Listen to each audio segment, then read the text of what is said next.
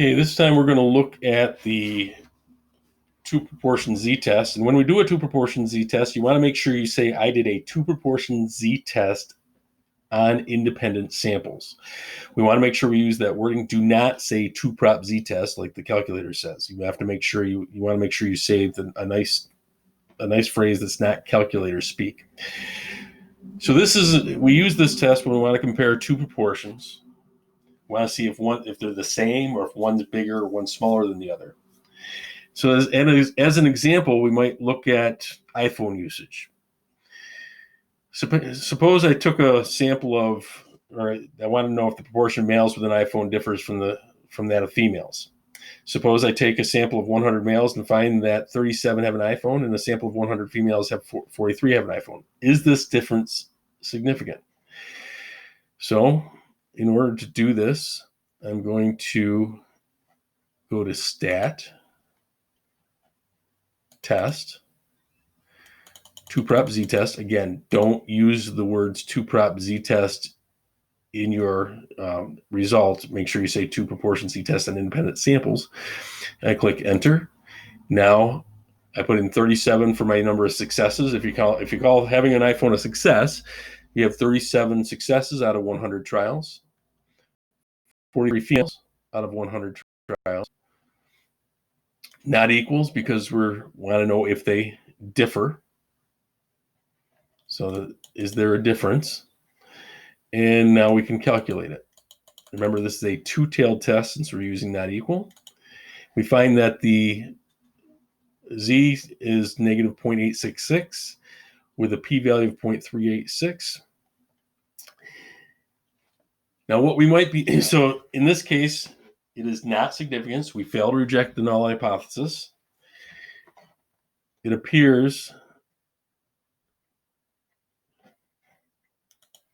that, there is not enough evidence to say that there is a difference in the proportion of males and females that have an iPhone.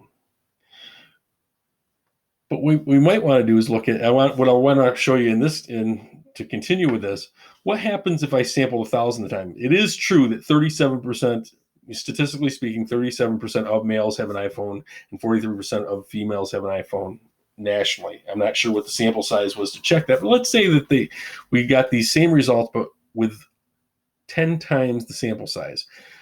So think about what is going to happen. If I multiply my sample size by 10, how will my results change? And just so you get to see that, let's go ahead and change that. 370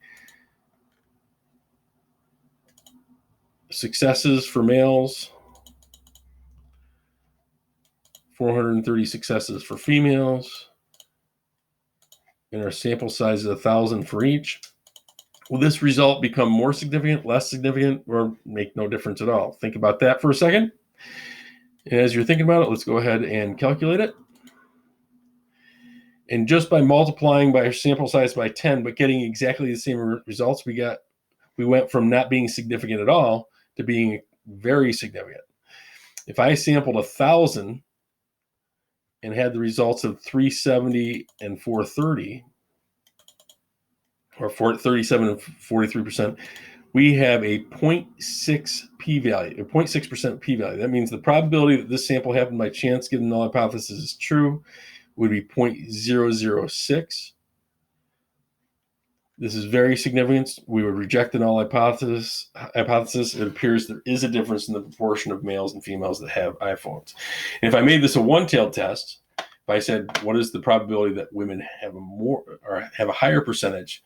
Remember, this number would be 0.003 for a one-tailed test. It's a two-tailed test. And just we're here, let's take a look at, let's do this test again. But this time, look at the calculation. Look at the drawing. And you can see that there is no black in that, so that has a very low p-value. It shows you the p-value on it.